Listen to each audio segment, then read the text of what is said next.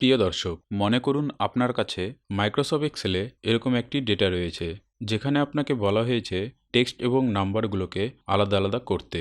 তো আপনি যদি এক এক করে কপি করে পেস্ট করতে শুরু করেন বা এরকম একাধিক সেল সিলেক্ট করে কপি করে পেস্ট করতে শুরু করেন, তাহলে কিন্তু আপনার অনেক সময় নষ্ট হবে।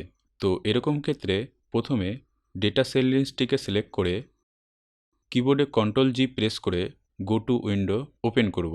এরপর স্পেশালে ক্লিক করে গো টু স্পেশালে কনস্ট্যান্ট সিলেক্ট করে শুধুমাত্র টেক্সটগুলোকে সিলেক্ট করার জন্য টেক্সটটিকে বাদ দিয়ে বাকি অপশানগুলোতে আনচেক করে দেব এবং ওকে করব।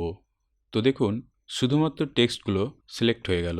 এরপর কিবোর্ডে Ctrl+C এর সাহায্যে ডেটা কপি করে Ctrl+V এর সাহায্যে ডেটা পেস্ট করব। তো দেখুন, টেক্সটগুলোকে আলাদা করা হয়ে গেল।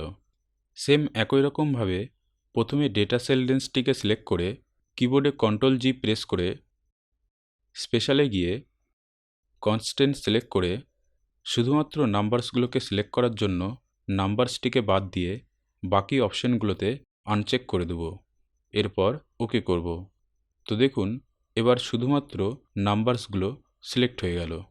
এরপর কিবোর্ডে Ctrl+C এর সাহায্যে ডেটাটিকে কপি করে Ctrl+V এর সাহায্যে পেস্ট করব। তো দেখুন, এবার নাম্বারসগুলো আলাদা হয়ে গেল। তো প্রিয় দর্শক, এরকম আরও জানা অজানা মাইক্রোসফট এক্সেলের টিপস অ্যান্ড ট্রিক পেতে চ্যানেলটি সাবস্ক্রাইব করে রাখুন। ধন্যবাদ।